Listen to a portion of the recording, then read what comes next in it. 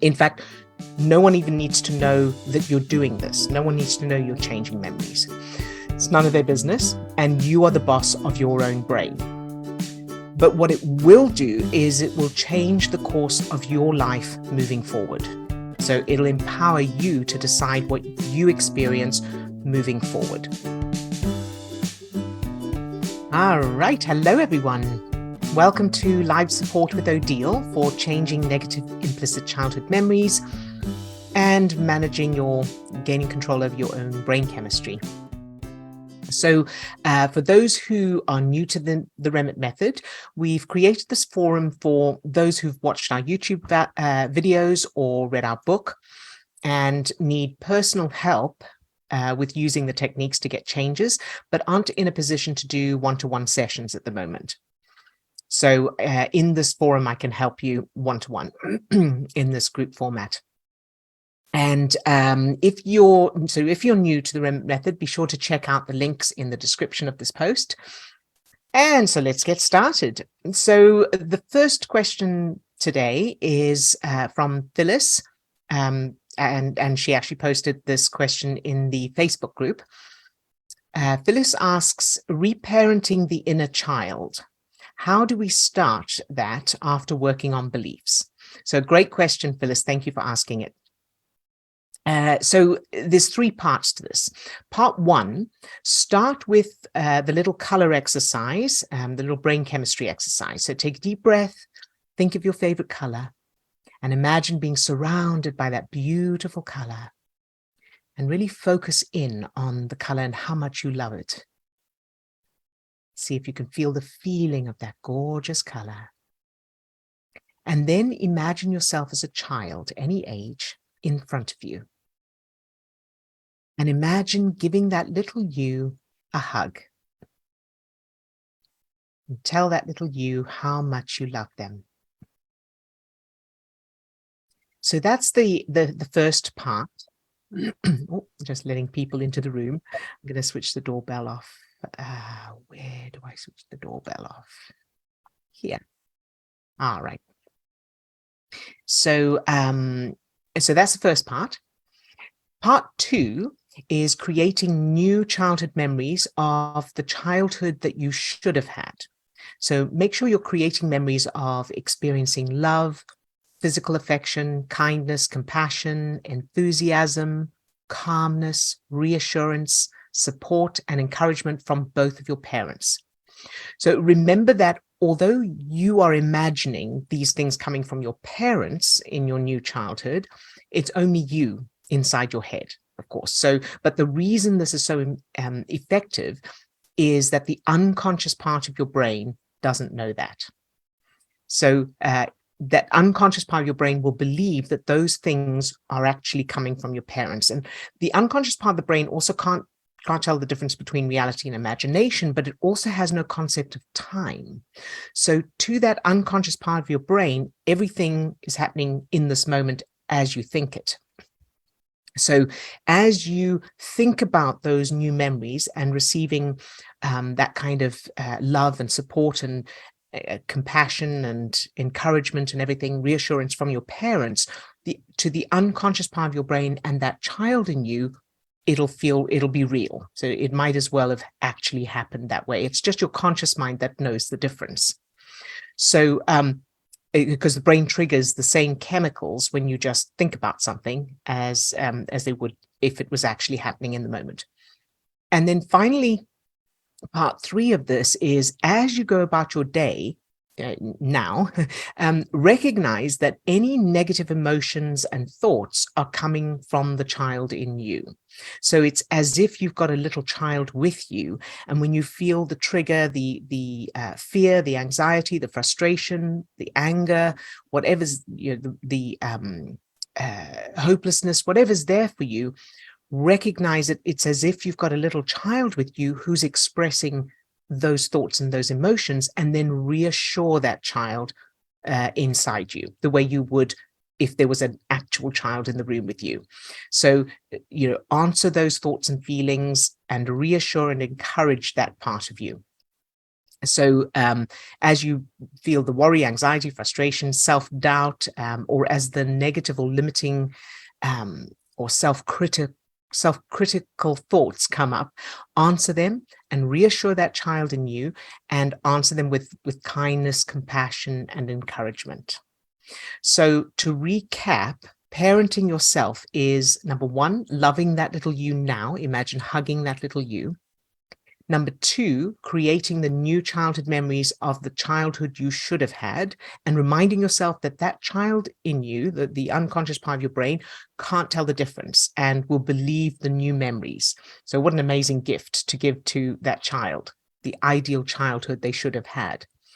And then number three, being aware of that all the negative emotions and thoughts, so doubts and all of those, are being expressed by the child in you, and answering them in the moment with kindness, compassion, reassurance, and encouragement.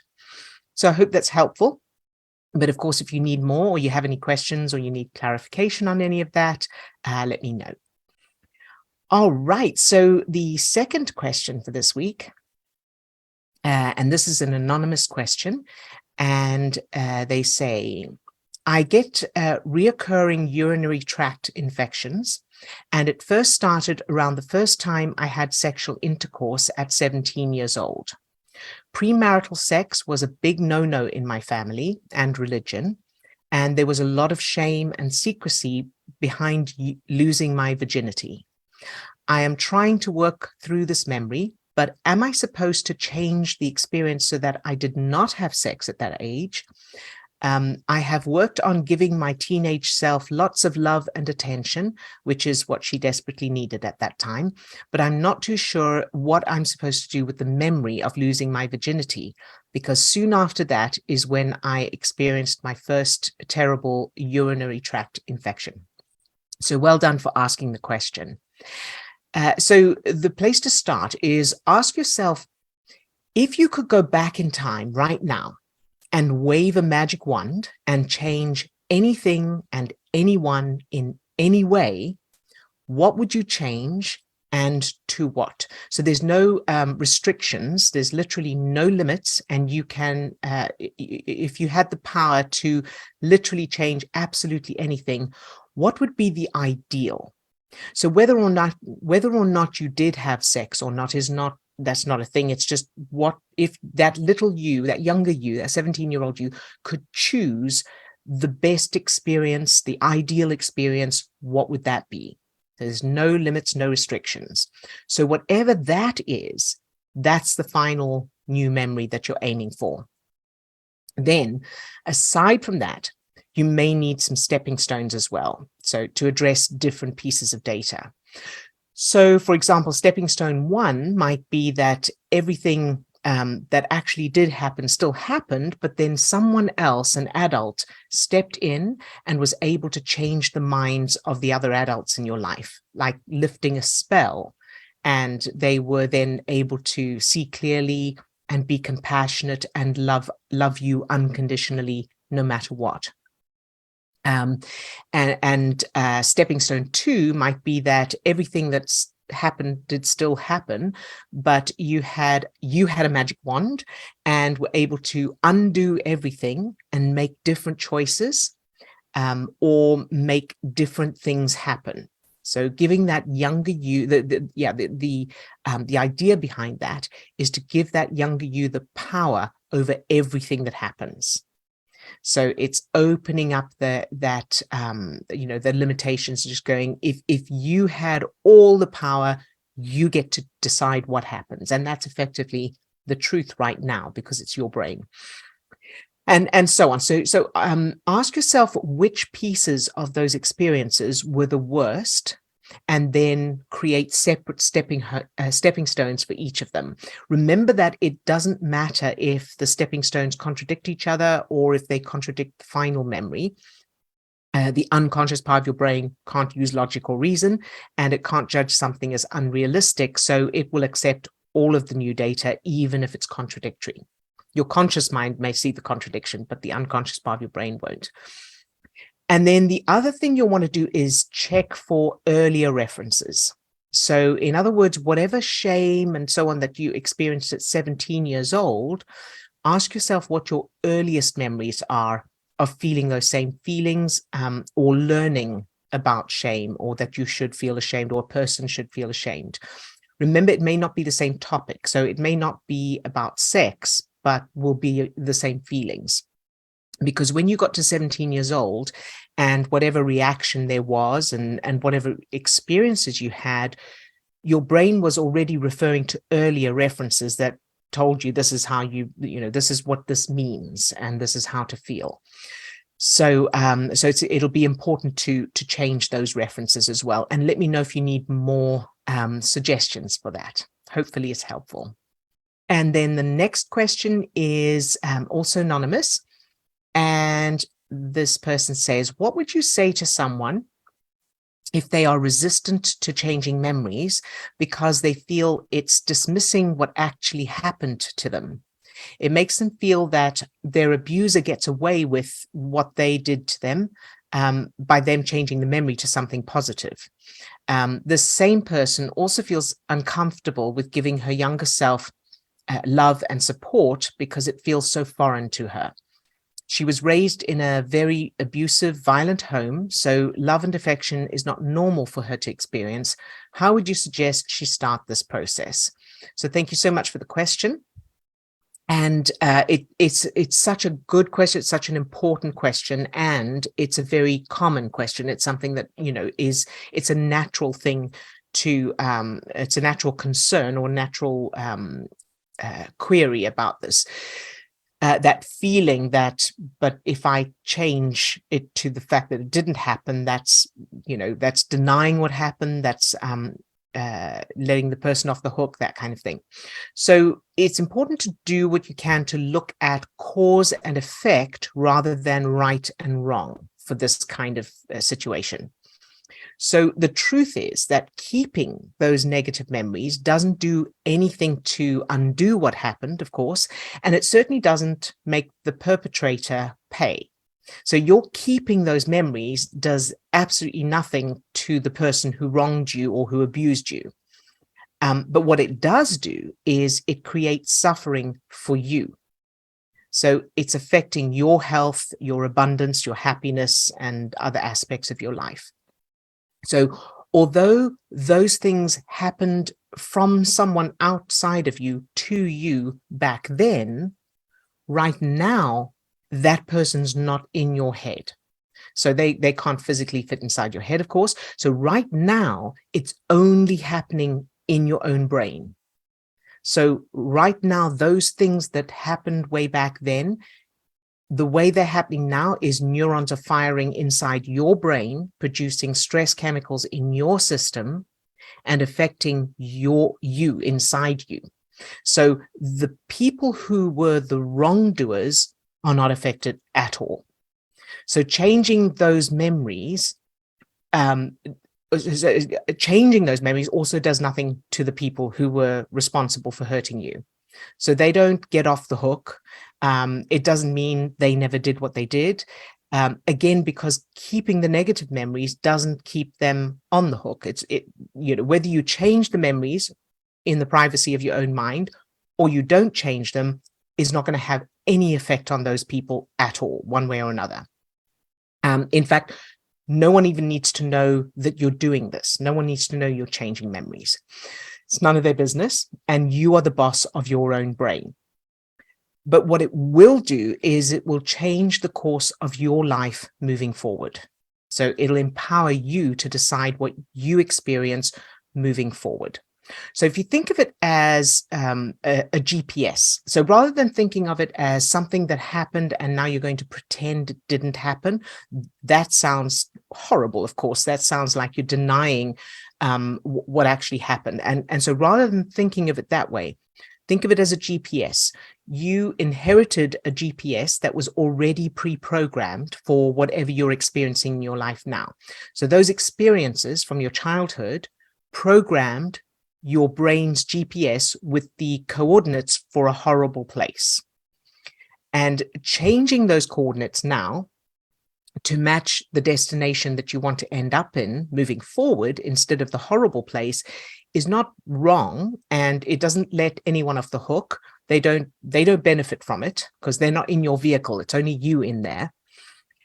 You're not denying you're in that horrible place right now, and you're not denying that they are the ones who put you there. That's a fact, and there's no denying that. But what you are doing is you're taking the opportunity to change those coordinates now for yourself to where you want to go next, so that you are able to then achieve what you want to achieve instead of staying stuck because of them. So then your brain will automatically be keeping you in alignment with those new coordinates instead of, you know, the old ones in the horrible place. So this is not about letting them off the hook or pretending it didn't happen or anything like that. It's nothing to do with them. This is about empowering you, empowering yourself. So having said all that, I would say definitely for this person, doing the due justice technique is going to be crucial. So it's important for the child in that person to, it's important for them that they are able to acknowledge what happened, and that justice is done, so that that child part of them has closure and feels safe to then move forward. So I'll put the link to the description, put the link to the due justice technique in the description of this video.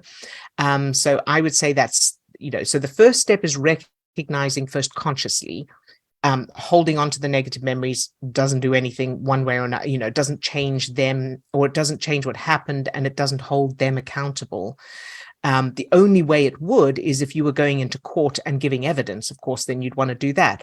But you're never going to not know what happened. So again, this is the difference between the conscious mind and the unconscious part of the brain. So they're going to be changing the memories in the unconscious part of the brain, while they'll still consciously know what happened. So, you know, you're not going to forget it or deny that it happened, but you are going to be able to then take control of what you experience moving forward. So acknowledge or understanding that consciously first, understanding the logic of that, and then the next step is doing the due justice technique first before trying to change memories. Doing the due justice technique and then changing those memories and freeing that child and freeing that part of you. So, and of course, I'll also put the links to changing memories, to the step-by-step changing memories video in the description as well. The other part to that question is this same person also feels uncomfortable with giving her younger self love and support because it feels so foreign to her. She was raised in a very abusive, violent home, so love and affection is not normal for her to experience. How would you suggest she start this process? So another really good question. And I would say doing the due justice technique is probably going to help to unblock a little bit of that. It's important to understand that although those who grow up not experiencing love and affection don't have a reference for it, love and affection and connection and physical affection, that kind of thing, those are human qualities. So it's not that we have to learn them. So it's not like we're born without those and then we learn them through our experiences. It's the opposite. What actually happens for those children is we are born naturally with those instincts for affection, connection, love, laughter, all of those good things, and it is conditioned out of us. So it's still innate, it's still in there, but it's the protection mechanisms and the survival techniques and the coping mechanisms have overridden that natural instinct. So rather than trying to learn or acquire those abilities, it's about changing the need for the protection, for the lack of, or the sort of hesitancy, it feeling not safe to express those. And the way to do that, due justice technique, definitely. And then you can start with, one of the things she can start with is thinking if there's anything at all that she has good feelings for or love for.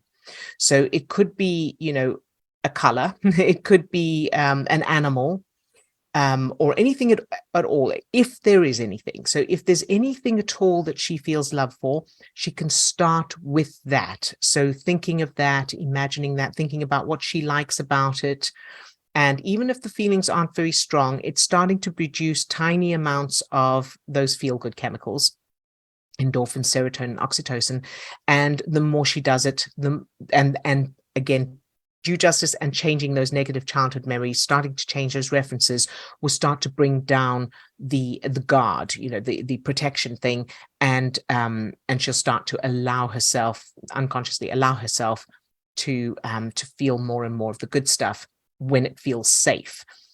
So if she can't think of anything that she loves, then starting with something she just likes a little bit, or any memories she has of experiencing some kind of good feelings, and starting with even the tiniest good feelings, whatever she's able to access. So even if it's just, I really enjoyed that cup of coffee this morning, starting small and then just building on that. And like I say, this is going to be more about allowing than actually trying to conjure up good feelings. It's going to be about, bringing the guard down, starting to feel safe and allowing. And that brings me to the allowing technique. So she can also use the allowing technique. And I'm not sure where we have that. I will find a link to that and put it in the description as well. All right. And so hopefully that answers that. Okay. And let me know if more is needed. All right. So now we come to the final question for today. So Camilla asks, the other day, a new client asked me if I could do something for her social media. I don't have a lot of experience with this particular skill, but it's something that I definitely can learn, and it will be a good way of leveling up. I usually find myself freaking out a little when I don't know how to do something for a client. So instead of being proactive and learning what I have to learn, I procrastinate and feel stressed out. I feel that others could do the same thing much better than me, and that thought makes me feel discouraged and more anxious. I want to feel motivated to learn new things at my own pace, knowing that it doesn't have to be perfect to be good. I can't find a specific reference for this situation. Can you give me some advice, please? And then she says, I will try to attend live, but I'm not sure if I'll be able to make it on time. So thank you so much for the question, Camilla, and well done for reaching out for help with it. So the first thing to do is ask yourself how you know that someone else could do it better. So as you think of you doing it versus someone else doing it, how do you know that they would be better? Secondly, how does that feel? And then, of course, where in your childhood did you feel that same feeling? It may be a different topic, but will be the same feeling. And then, of course, change those memories to the opposite, positive and empowering. And of course, for those who are new, we'll put the link to the video, the step-by-step video for changing negative memories in the description. So that's one piece. And then in addition to that, you can also ask yourself, when you think of learning something new, where does your mind go? So at this moment, as you think of learning that new thing, what happens inside your mind? Become the observer and notice what thoughts or images or sounds or feelings come up as you think about learning something new. So, for example, do you see a computer screen in your mind? Or do you hear someone asking questions that you don't know the answer to? Or do you see lots of words and feel confused? Just observe what happens as you think about learning something new. So noticing where your mind goes automatically as you think of learning something new, and then use the process to change that. So how do I know? How does it feel? Where in my childhood? And change those memories. So how do I know and how does it feel? And change the memories of how you know that what you are, that first thing you think of or see or feel or hear is true. Then also create new automatic focus for your mind. So pick a moment in time that you can replace whatever that is with, so that you can redirect your brain to in the moment. And then whenever you think of learning something new, redirect your mind to that new scene, that new moment. So for example, you can create a moment in time where your parents are with you, you're learning something new, you've got your parents either side of you, and they're fully engaged and helping you. And you don't need to know what it is you're learning or any details or anything. It's just the feeling of it, the experience of feeling of learning something new with them supporting and encouraging you. And then you look at their faces and they're smiling and warm and you're all having fun. And there's lots of laughter and hugs from them. And you can feel that support and love connected with this feeling of learning something new. And so if you create that moment in time and practice it until it's established, of course, with all the good feelings, and then practice as you think of learning this new skill for this particular client, replace whatever was there before with that new scene with your parents, with all the good feelings. And keep repeating that until it's automatic. So, remembering that every time we have the same thought, that's neural connections, and repeating those connections over and over, establish them. They become more established. So that's how we learn intellectually, of course, by repetition, so that you're training your mind in addition to replacing those references, of course, in your childhood. You're then also training your mind that whenever you think of so it's by association, whenever you think of learning something new, it's that scene with those chemicals that comes to mind first. And then automatically you're going to have good associations with learning something new. So because eventually with that repetition, with that becoming established, as you think of learning something new, your brain's going to automatically trigger the feel-good chemicals so that you are looking forward to it, you're excited about it, you enjoy the process. So I hope that's helpful, but of course, let me know if you need more on that, you need more suggestions, or you have any questions, or you need more clarification. All right, everybody. So that's all for this week. And just a reminder that if you would like help, or you have any questions, or you'd like me to work with you in person during these sessions, check the description for the link to the form where you can submit your questions or submit your request for help during the session.